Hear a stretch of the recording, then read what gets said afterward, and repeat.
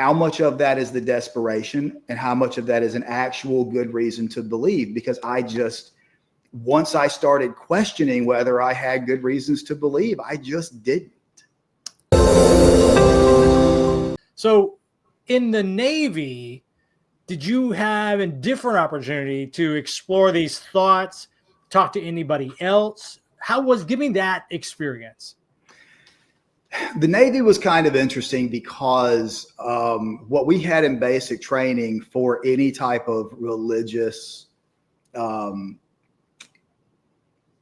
experience was pretty much a multi-faith type of a person who, while Christianity may be their main thing, they do know about rites that Catholics give, or Islam or Buddhism, or something like that. So it was kind of an overarching type of a thing. Yeah. It was mostly non-denominational Christian type of things. Sure. And like most other times, I literally went to the masses and stuff that they had just because I didn't want to sit in my rack. There was nothing else to do. Right.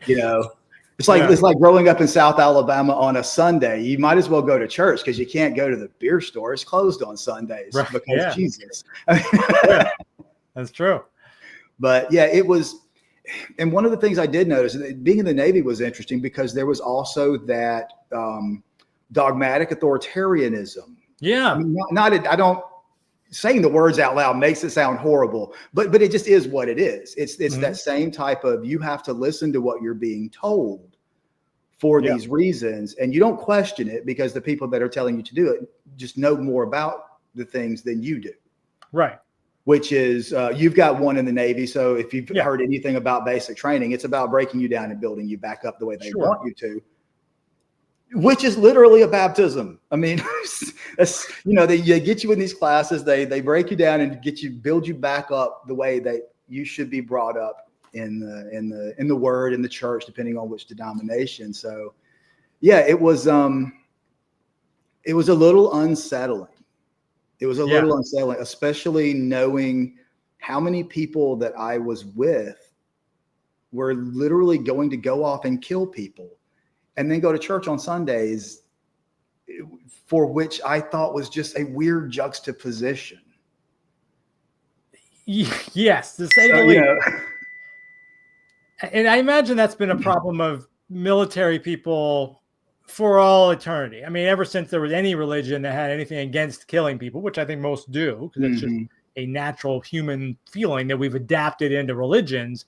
But then to square that, right, it's always been enough. I don't blame you. Wars are wars, and people go to war. That's just human nature.